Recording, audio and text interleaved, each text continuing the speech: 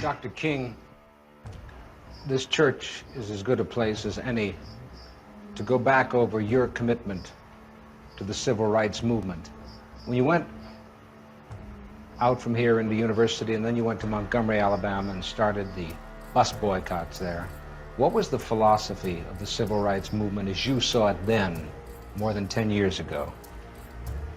Well, I would say then the philosophy was that we must go all out to use legal and nonviolent methods to gain full citizenship rights for the Negro people of our country. Of course, that particular struggle and that philosophy centered on breaking down all of the barriers of legal segregation. So I would say that in that period, the basic thrust for the gaining of citizenship rights for Negroes was to end the humiliation surrounding the whole system of legal segregation. Dr. King, was there something peculiar to the place where you started and the kind of people you attracted? I mean by that, there was a strong attachment on the part of your parishioners in Montgomery to the church. They were older people, weren't they? Yes, I would say by and large they were older people who participated in the boycott because they were the ones using the bus more than anybody else. And Montgomery was a community predominantly church-centered, so that it was very easy to get to the vast majority of Negroes because they were in some way connected with a church in the community. Was there, in addition to your commitment to the idea of nonviolence, wasn't it also the only thing you could do, the white community having the monopoly on violence, that if you had tried violence, they would have met it with violence? It was the only device open to you, wasn't it? Well, I'll put it another way, that morally, I was led to nonviolence because I felt that it was the best moral way to deal with the problem. We were seeking to establish a just society. And it was my feeling then, and it is my feeling now, that violence is certainly much more socially destructive, and it creates many more social problems than it solves. So I was led to nonviolence for deep moral reasons. Now, there is no doubt about the fact that in our struggle in Montgomery and all over the United States for that matter, nonviolence is also practically sound. It would just be impractical for the Negro to turn to violence. He has neither the instruments nor the techniques of violence. We are about 10 or 11% of the total population of the nation, and I would say we're about 1/10 of the firepower. So it would just be totally impractical and unwise and unrealistic for the Negro to think of violence. Well, I saw this in the beginning in Montgomery, but this wasn't the basic reason that I turned to nonviolence and that I believed in it as a philosophy. I turned to it because I felt that it was the morally excellent way to deal with the problem of racial injustice in our country. Is there something about nonviolence that made it, and I use that in the past tense, that made it more useful among Southern Negroes than the ghetto Negroes of the North? I wouldn't say there's anything that makes it more useful to Southern Negroes. I think it is true that we've had more nonviolent movements in the South because the problem for many years was more crystallized and, in a sense, more visible in the South. We didn't have many civil rights activities on a massive scale in the North until 3 or 4 years ago. So I would say that we just haven't had a chance to experiment on a broad scale with nonviolence in the Northern ghetto. I have the feeling that nonviolence is as applicable and workable in the Northern ghetto as it is in the South. There's a larger job there. The frustrations at points are much deeper. The bitterness is deeper.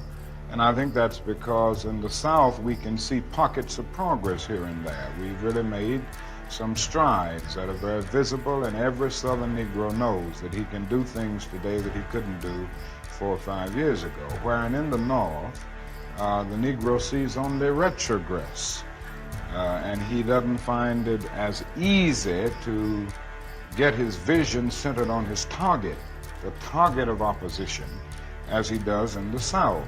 Consequently, this is made for despair and at many points cynicism, a feeling that you can't win.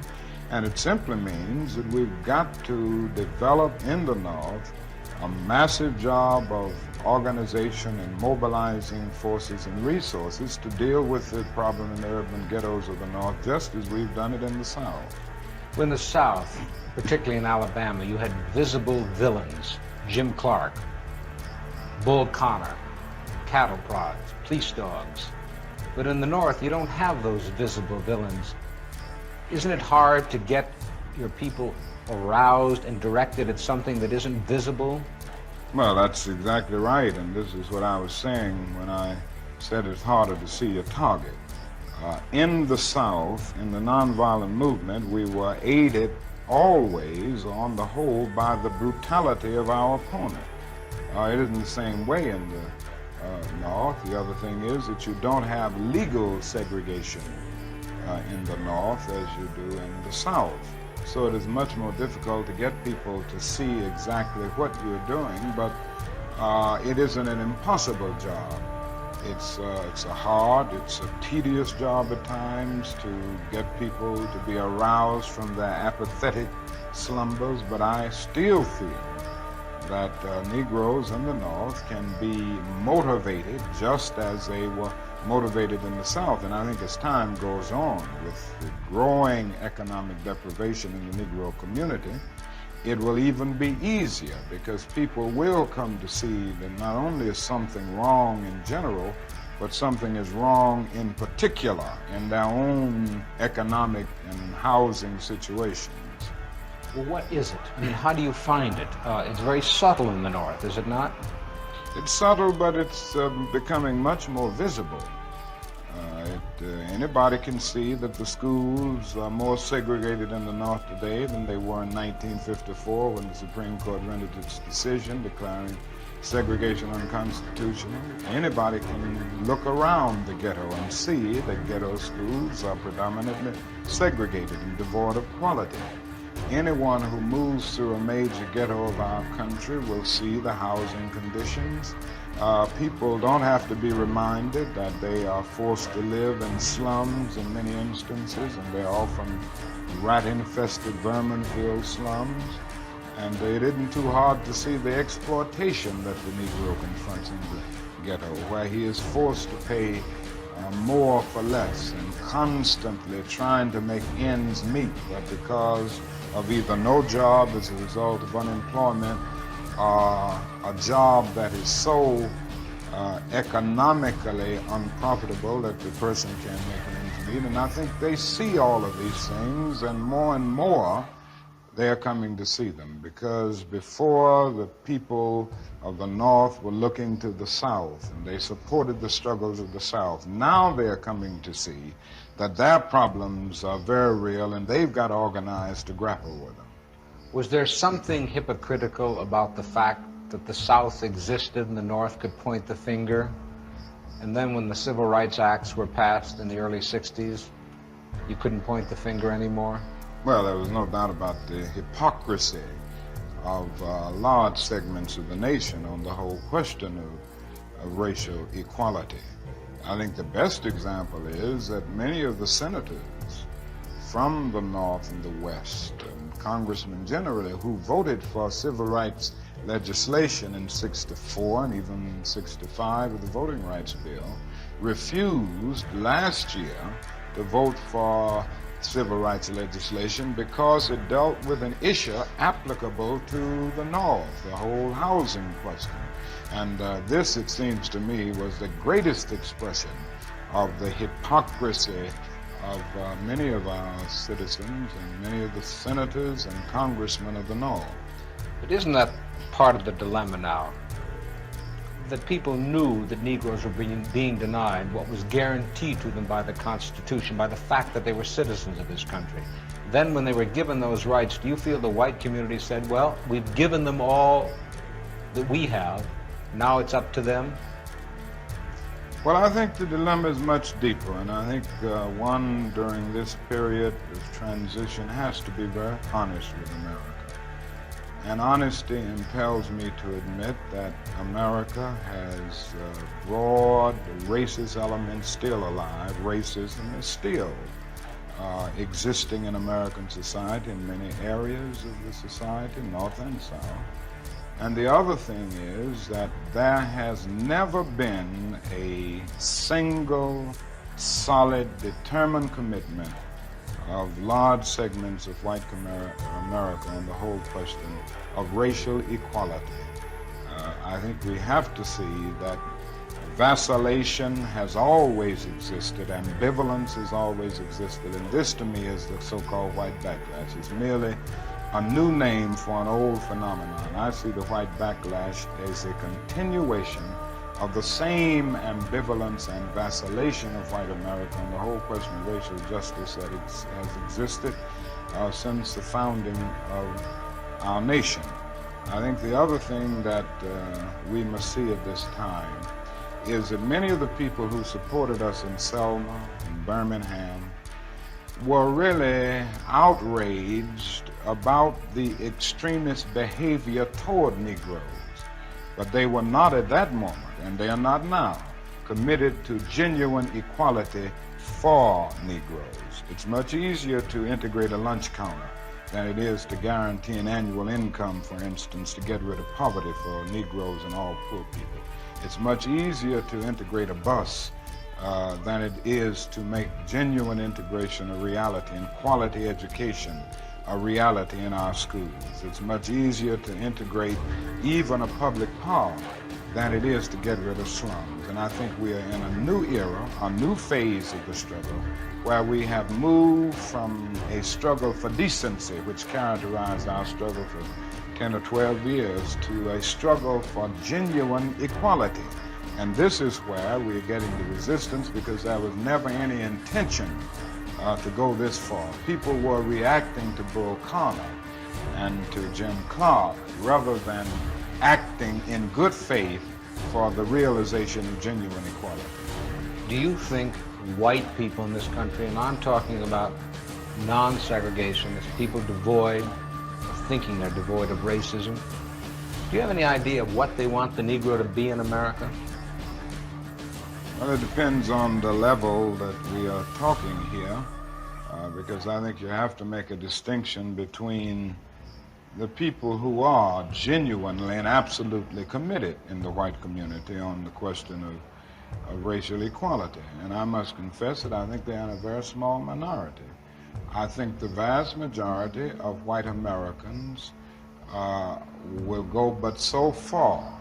It's a kind of installment plan for equality, and they are always looking for an excuse to go but so far. Why are they looking for the excuse? What is it about the Negro? I mean, every other group that came as an immigrant somehow, not easily, but somehow got around it. Is it just the fact that Negroes are black? That's a part of it, and that grows out of something else. You can't thingify anything without depersonalizing that something. If you use something as a means to an end, at that moment you make it a thing and you depersonalize it. The fact is that the Negro was a slave in this country for 244 years. That was a willful thing that was done. The Negro was brought here in chains, treated in very inhuman fashion. And this led to the thingification of the Negro. So he was not looked upon as a person. He was not looked upon as a human being with the same status and worth as other human beings. And the other thing is that human beings cannot continue to do wrong without eventually rationalizing that wrong. So slavery was justified morally, biologically, theoretically, scientifically, everything else. And it seems to me that white America must see that no other ethnic group has been a slave on American soil. That is one thing that other immigrant groups haven't had to face. The other thing is that the color became a stigma. American society made the Negro's color a stigma, and that can never be overlooked. So I think these things are absolutely necessary. The other thing is that America freed the slaves in 1863 through the Emancipation Proclamation of Abraham Lincoln, but gave the slaves no land or nothing in reality, and as a matter of fact, to get started on. At the same time, America was giving away millions of acres of land in the West and the Midwest, which meant that there was a willingness to give the white peasants from Europe an economic base. And yet it refused to give its black peasants from Africa, who came here involuntarily in chains and had worked free for 244 years, any kind of economic base. And so emancipation for the Negro was really freedom to hunger. It was freedom to the winds and rains of heaven. It was freedom without food to eat or land to cultivate, and therefore it was freedom and famine at the same time. And when white Americans tell the Negro to lift himself by his own bootstraps, they don't look over the legacy of slavery and segregation. I believe we ought to do all we can and seek to lift ourselves by our own bootstraps. But it's a cruel jest to say to a bootless man that he ought to lift himself by his own bootstraps. And many Negroes, by the thousands and millions, have been left bootless as a result of all of these years of oppression and as a result of a society that deliberately made his color a stigma and something worthless and degrading. Apart from wanting to live better, which all of us want to do, to raise one's children in a better way, to be better, does the Negro in America know what he wants to be? I'm convinced that almost every Negro in this country, other than those who have been so scarred by the system that they've become pathological in the process, and we all have to battle with pathology. Nobody really knows what it means to be a Negro unless one can really experience it. And I know we all have to battle with this constant drain of a feeling of nobodiness. But in spite of this, I think the vast majority of Negroes in this country know that they want to be people, they want to be men, they want equality, period. It just boils down to that. And we haven't been able to be people. We haven't been men because of all of the conditions that we've lived with and the syndrome of deprivation surrounding conditions, whether it's in housing, in the economic area, or in schools, or in the vicious credit practices that we face in the ghetto, and all of the problems of closed doors and constant defeats. But in spite of all this, I think we all know, basically, that we want to be men. We want to be persons judged not on the basis of the color of our skin, but on the basis of the content of our character.